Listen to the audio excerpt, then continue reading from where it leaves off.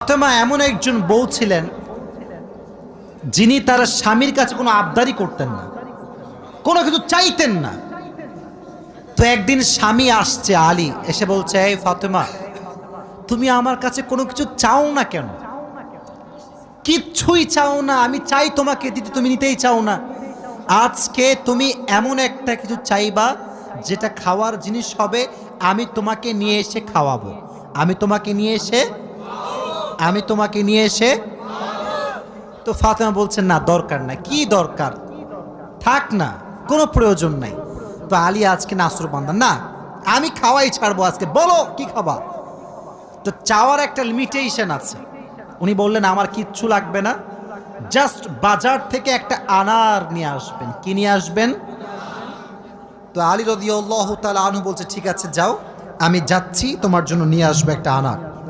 বের হয়েছেন, নেওয়া